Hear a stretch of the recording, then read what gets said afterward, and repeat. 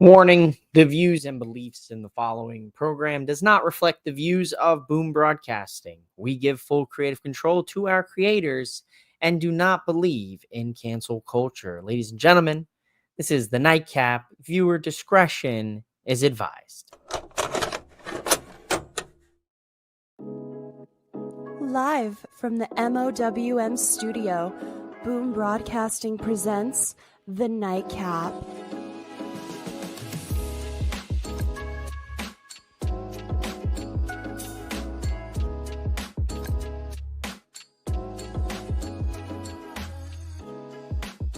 And your host of the Nightcap, mouthing off with Mike. Welcome back to the Nightcap here on Boom Broadcasting. I am your host. I am the Mike that likes to mouth off. I am mouthing off with Mike. And unlike the hometown baseball team for tonight's episode of Monday Night Raw, I don't need a trash can banging in the distance to know what we got coming down the pipeline here in WWE. We are on the fast track. We're in the fast lane. We're heading to SummerSlam. Tonight's Monday Night Raw, keeping everything going here on the road to SummerSlam in 2 weeks in Jersey. And we got a lot to talk about. Roman Reigns actually showed up here tonight for work. Very surprised to see that. Rick's already in the building. He said Becky Lynch is the new Hogan brother. Oh, boy. New Hogan. Can we get Sheamus Rusev at SummerSlam, please? Ooh, that was a bright spot tonight's Monday Night Raw. But we're going to start not with WWE tonight on the Nightcap. Yes, shocking. I know. We're actually going to start with last night, and that was TNA Slammiversary on Long Island with a couple big WWE NXT stars in the matches. A lot of implications for NXT last night. I am about 2/3 of the way through TNA Slammiversary. From what I've seen, it was a fun little show. Leon Slater versus Moose for the X Division title. You know, Leon Slater's the new X Division champ. That was an incredible match last night on Slammiversary. The ladder match with the Hardys, that was great. Man, you know, the triple threat, Joe Hendry, Trick Williams, Santana. Didn't get to that match yet. Obviously, I know Trick Williams retained. JC Jane beating Masha Slamovich to now be a double champ. Listen, from what I saw last night, we're setting up NXT versus TNA, and that very well could start as soon as tomorrow on NXT with Trick and JC Jane bringing the TNA championships to NXT tomorrow.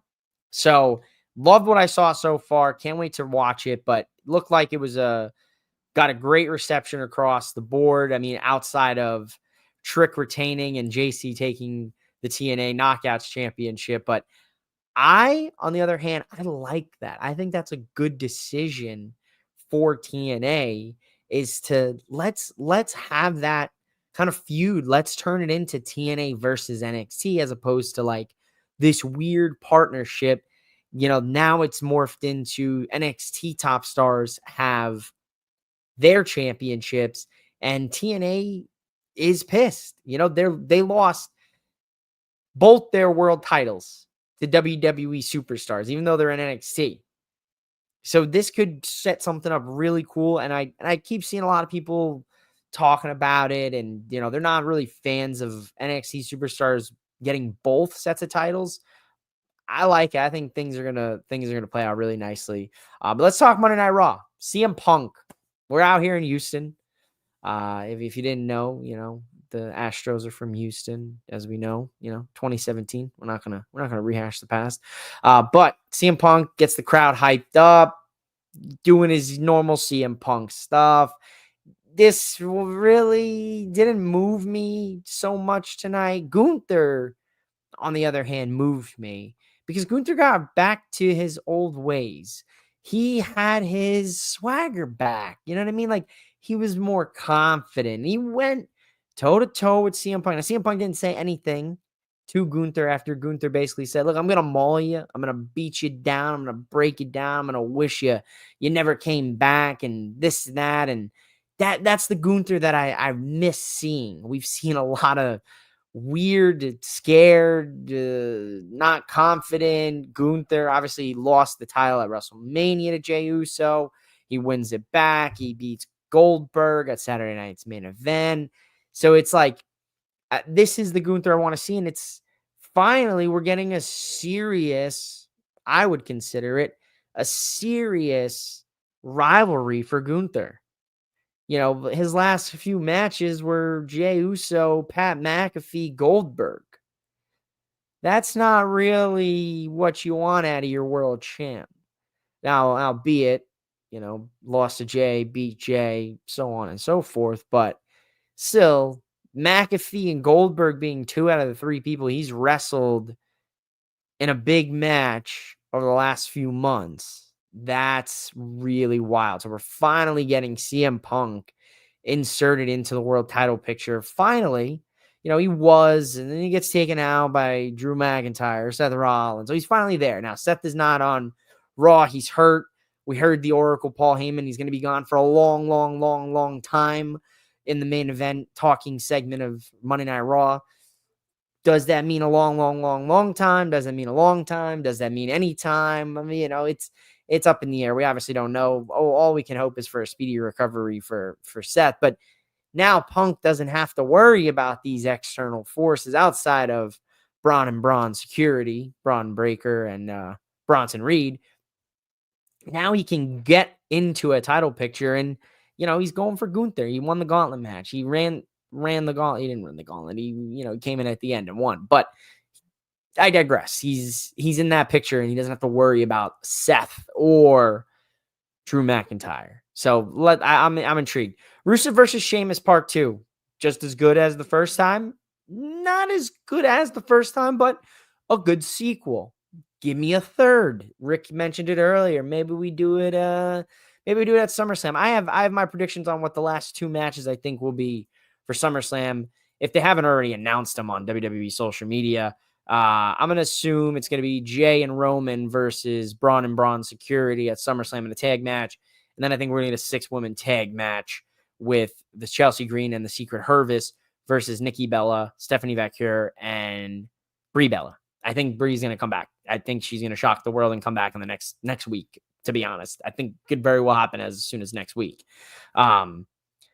Then I think Rusev Sheamus probably will get a Part 3. I think they're going to just keep it to Monday Night Raw. I think this will be a nice little Raw TV show rivalry. Maybe they'll go best of 5, best of 6, best of 7, best of 10. Who knows? But I think you could easily get a Part 3. Maybe you could stretch it to 5.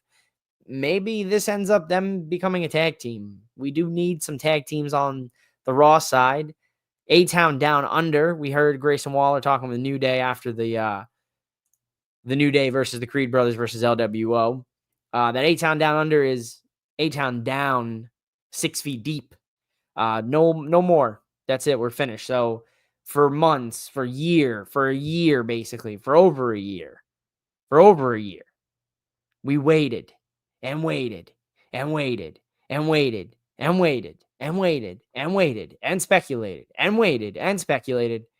Who's going to turn on who? A-Town Down Under, this and that. They built tension. They even had a triple threat match with Obafemi and NXT to build the tension and all these other things and this and that. And we don't even get a final. We don't even get a final payoff on that. We just get, Grayson Waller, we're done. We're broken up. Hooray. No more A-Town Down Under. Bad timing, but it was needed. It was needed.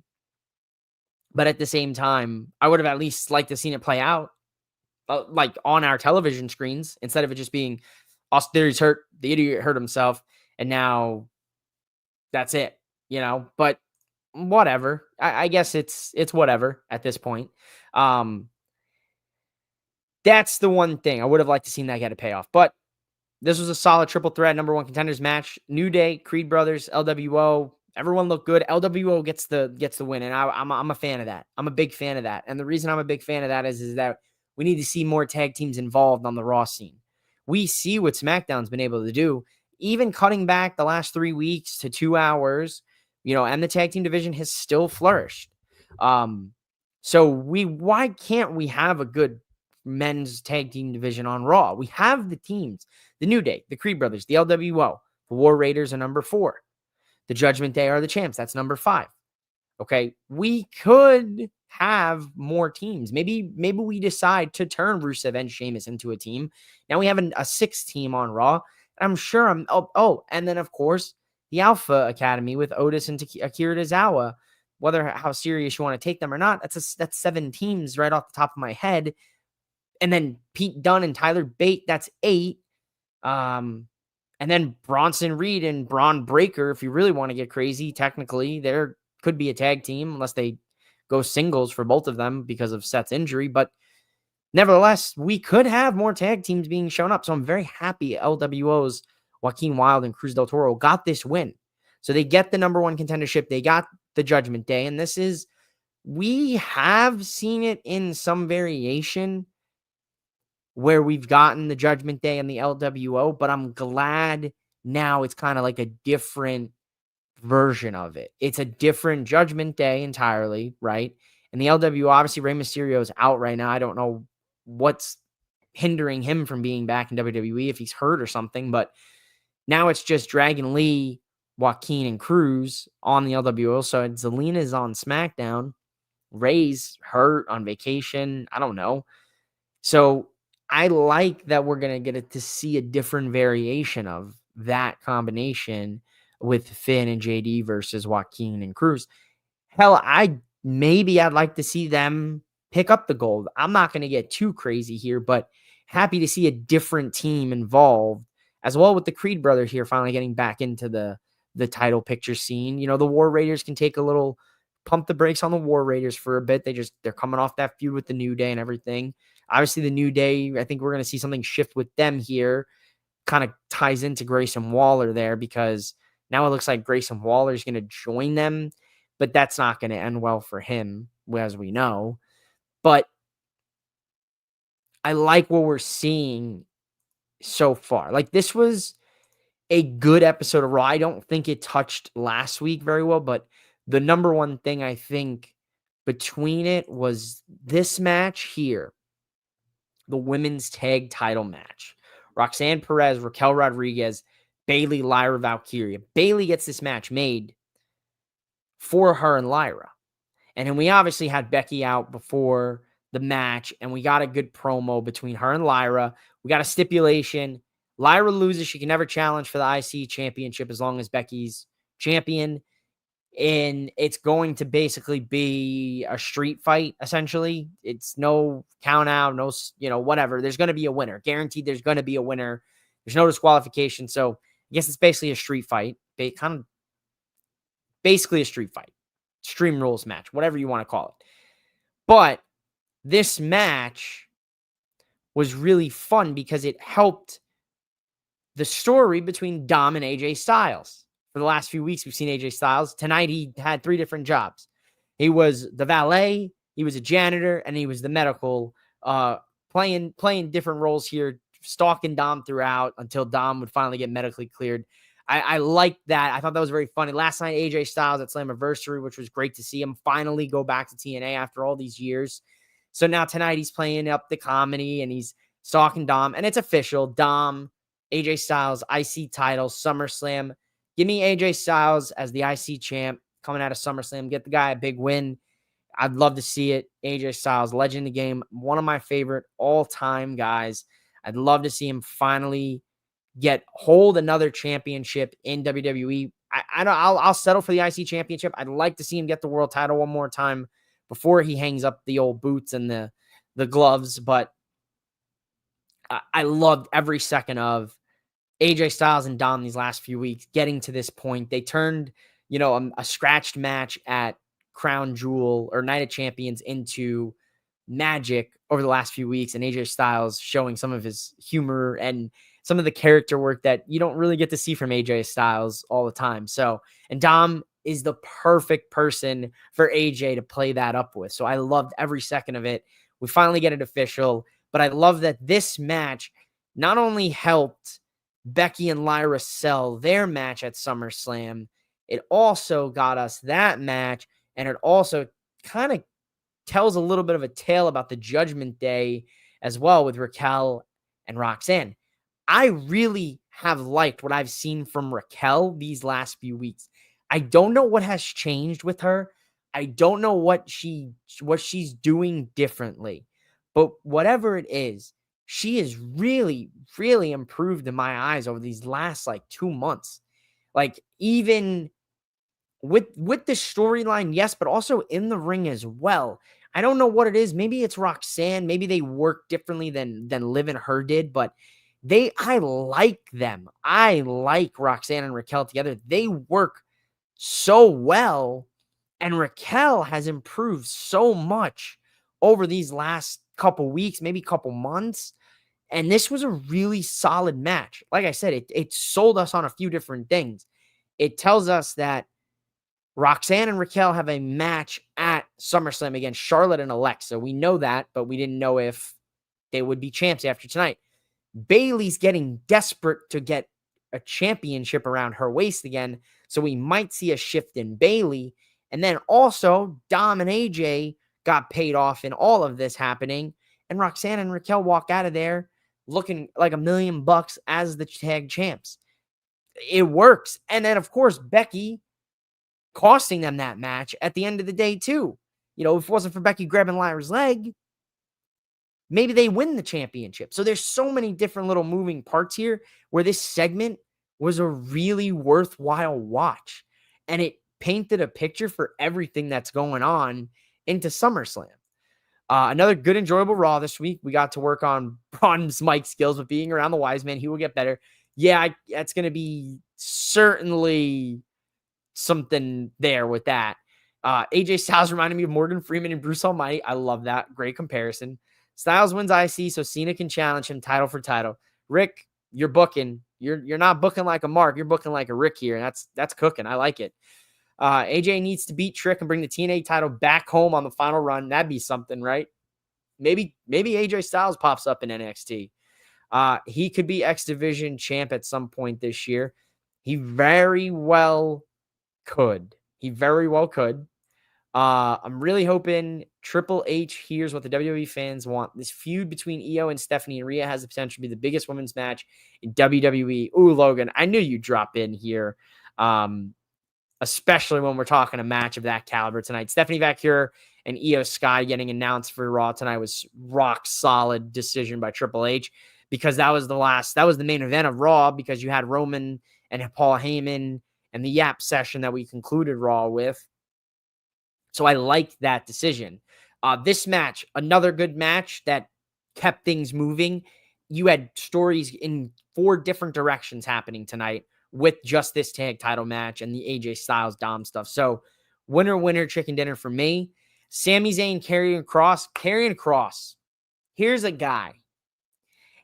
guy that months ago, we thought was on the chopping block at WWE. Okay. Months later, he's a top merch mover. Probably going to sign a nice little contract, a little extension here, maybe a year or 2 deal. He's back on TV on Raw in an interesting storyline with Sami Zayn. He gets a match tonight. He doesn't get his entrance, sad, but it's fine. He still gets a win tonight, albeit thanks to the pipe and Scarlett. But man, oh man, did he look great at the end of this match with the blood from his nose. He gives Scarlett a kiss. She's got the blood, and then she realizes it and plays up to the crowd, and they play it up.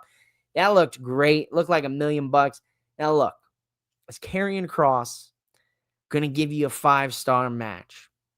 No, but he can give you a solid wrestling match, which what we saw tonight against Sami Zayn. He's highly entertaining. I have no problem with this. Damn, if Kross did not look good tonight in this match. Now, yeah, I mean, he didn't look like $1 million, but wasn't the worst thing I've seen in the world. Okay, I'm just glad he's on TV. Maybe it was an off night, the jitters, I don't know. Maybe it was something they threw together last minute. Maybe he didn't, whatever. right? Oh, did look good. I mean, oh, man. Yeah, I mean, at the end there, he looked good. Yeah, I mean, he did. Yeah, there was a couple of parts in the match where I was like, but the point remains. Good to see him on Raw. Good to see him in this storyline. Let's make something kind of happen out of this now. I'd like to see something happen out of this. Give him, rehash it. I mean, down the line, if AJ does get the IC title, and this is like too far booking if they decide not to do AJ and Cena again, which they will do AJ and Cena at some point. Because you can't have a Cena retirement tour without that. Like the really thing that puts the knife in my heart about the Cena retirement tour is there's one match that would have been perfect. That would have been perfect as John Cena the heel right now. And that would have been John Cena versus Edge. That will haunt me the entire John Cena retirement tour. That we won't get to see a heel John Cena versus a face Edge. That, like, we tried to play up the Randy Cena switch roles, but we've come accustomed to Randy as a face.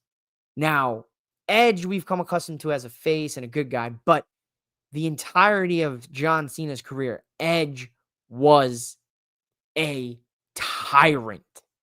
And what I would have loved to see John Cena as a tyrant to Edge, and Edge being that voice of reason after all these years, and after getting thrown in the Long Island Sound, and slapping John Cena's father, and going to his house, and the room calls, and the live sex celebrations, and the downright degeneracy that Edge and Cena was able to accomplish during their feud. Would have loved to seen those roles reversed here. Unfortunate. But I honestly forgot my train of thought. I went on that tangent and I forgot what I was going to even bring that back to. So there you go. I love it. We got it. AJ Styles versus John Cena. There it is. We're back. I pulled it out of thin air. I am exhausted.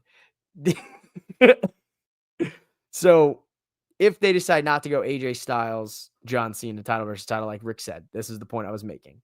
Went on a complete side thought about Edge and Cena. Love it here. Now, if they don't, I'd like to see AJ Styles versus Karrion Kross for the IC title and give Kross gold. That's where I was going with all of that. So somehow I ended up all the way over there. We were supposed to be over here.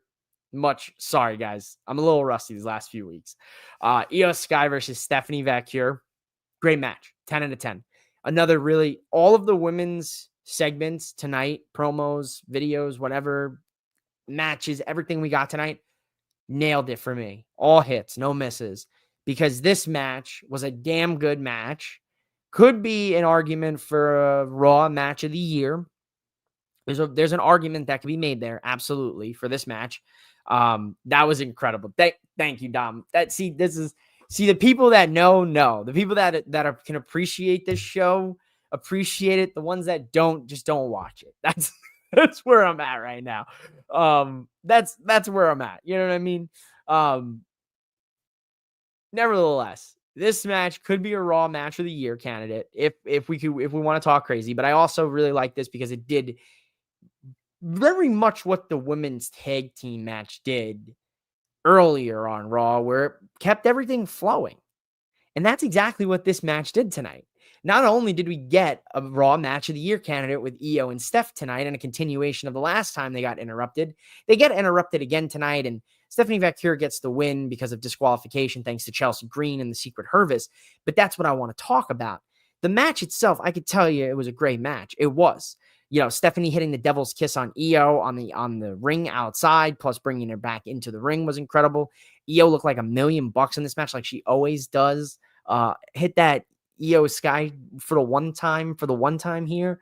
I could tell you all the things that you already know about this match if you just watch it. It was a damn good match. If you didn't watch it, go watch it. But I want to break down kind of what they did here, and I think it was a smart way to do it. Triple H realized after Evolution, I think finally, and all of the people telling Triple H to book the women better on Raw and SmackDown to that point, I think Triple H realized, you know what? I have some heavy hitters in my division right now. I have an Io Sky. I have a Stephanie Vacure. I have a Rhea Ripley. I have a Naomi. I have a Chelsea Green. I have an Alba Fire. I have a Piper Niven. I have all of these women. I have all of these moving parts. Why am I not capitalizing them to my full gain and my benefit? And that's what I think they realized tonight, because they did it with the women's tag team for AJ and Dom, and they did it, kind of for Bailey and Becky and Lyra's thing they got going on with the IC title. And they did it here tonight because Naomi gets involved. And then you have Chelsea Green in the Secret Harvest, Stephanie Vacure, Io Sky. Then you get Rhea Ripley in the mix. Okay. The only thing that I probably would have liked to have seen here would have been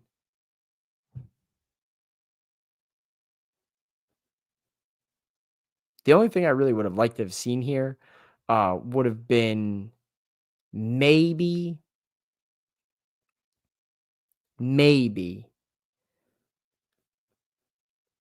another woman come into the mix here on the Raw Women's division.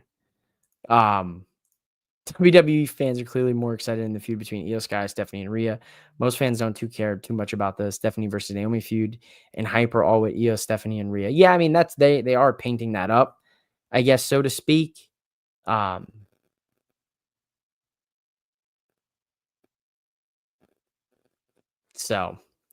But I also think Naomi needs a chance as the world champion to kind of set herself up here. And I think how you do that is with one of these kind of angles where you have all of the women involved in the show. And you have this big payoff. And you get Naomi in the mix. Obviously, we know Naomi, Rhea, Io are going to have this triple threat match at SummerSlam for the title. We know Stephanie's right there waiting for Clash in Paris for the winner of that match. We know Stephanie's beefing with Chelsea Green. The only person that I was missing here was Nikki Bella.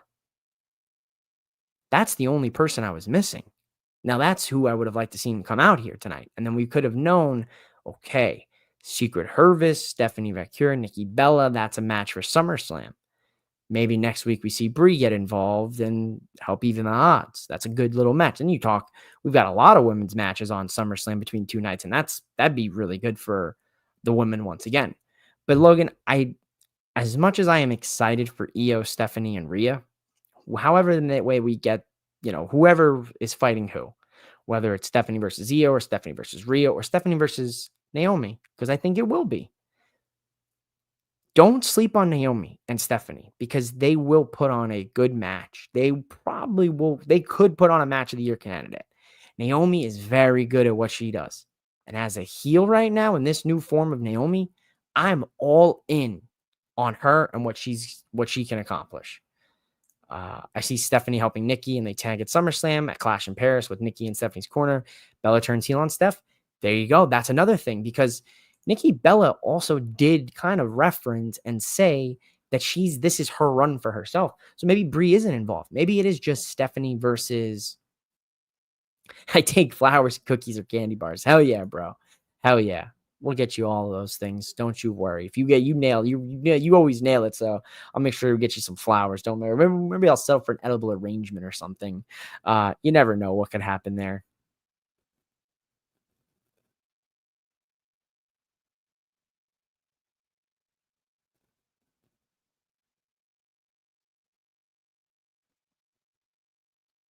Always gotta. But so yeah, so I like what we're gonna see here. I like that the women's division is heating up here on Raw. Yeah, sorry guys, this has not been one of my best episodes. I've had some distractions here tonight. There's been chaos going on. It's been absolutely wild. I've never heard anything like that in my whole life just take place. Like, tried to play it off. I lost my train of thought completely, and then just heard craziness coming from the other side of this wall. Nevertheless, I digress. I'm gonna move on. Don't sleep on Naomi, Logan, is what I'm telling you. Roman Reigns is in the main event.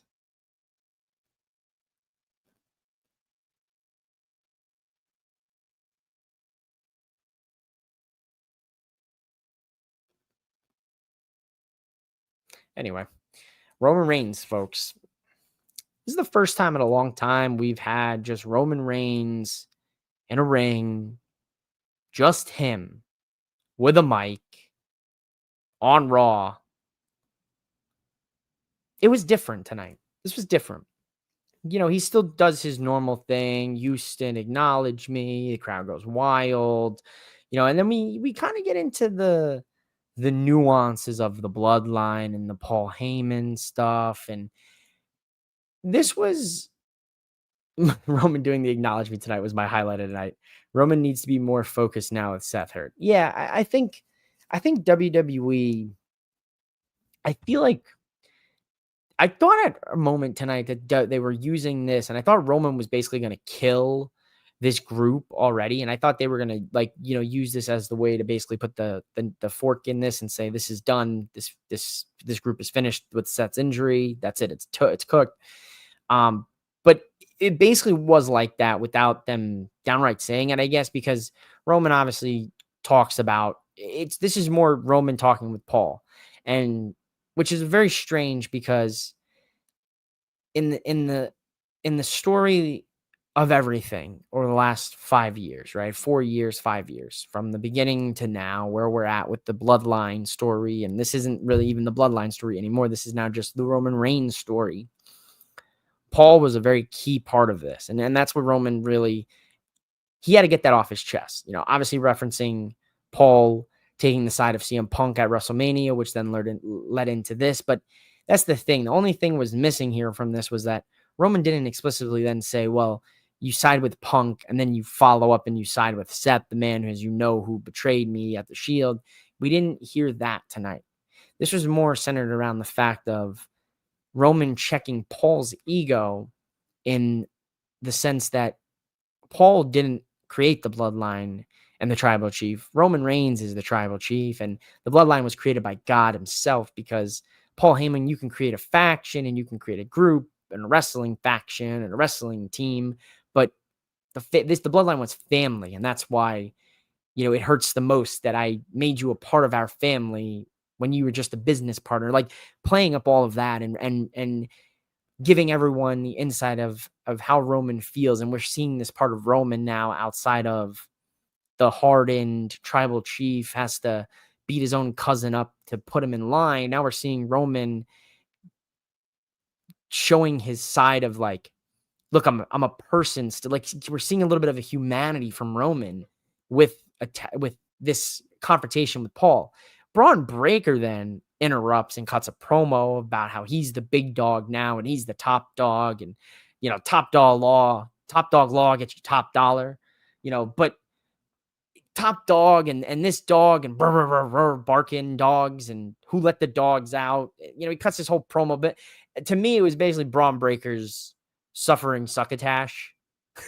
You know, Roman Reigns suffering succotash. Like, that's basically what tonight's promo for Braun Breaker was. And even Roman's like, dude, what did you do? I didn't hear you. You want to say that again? Like, your mic not working here. You want to use my mic? And then he gets a Superman punch and everyone gets a spear and Jey Uso makes the save and we get double spears and it's beautiful. And Roman and Jey have this weird little look at each other and the cousins are back together. We don't know what's going on with this whole thing, but my prediction, I think, will reign true. Roman and Jey versus Braun and Braun Security at SummerSlam in a tag match. And a lot of what was said, though, is true. Roman did even, in fact, reference Braun as the future. So it's clear that WWE has a very, very, very large sum of money invested into one Braun Breaker and his development. So expect to see Braun Breaker as a fixture in WWE programming for the years to come. Raw tonight, good episode of Raw. I enjoyed it. A good watch after a long Monday here today, which didn't feel like a Monday, but also felt like a Monday. I think it's just because it didn't really feel like a Monday. It was a weird Monday. Anyway, I digress. There's awesome content coming your way at Boom Broadcasting. We have 3 from Deep that came out early this morning, so make sure you check it out. We're in the NBA offseason, but that doesn't mean Jason is in the offseason as well, because he's out here in the lab cooking up. So he's out daily on Boom Broadcasting. We've got new episodes from all your favorites: Chris with Dugout Debrief, Shannon with Quick Hits, Sean, of course, you saw in the comments, he had a couple videos that just came out. He did Slammiversary predictions for Saturday, just passed. Obviously, Slammiversary was last night, we know, but go check him out anyway. He also did another video. He also has It Stinks, so he's got a bunch of content out.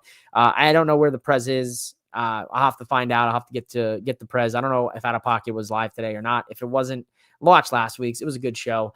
If not, let me know. I'm mouthing off with Mike. This has been the Nightcap. I got to go figure out what's going on over here at the Cribbo. So I'll see you guys later. All right. Bye.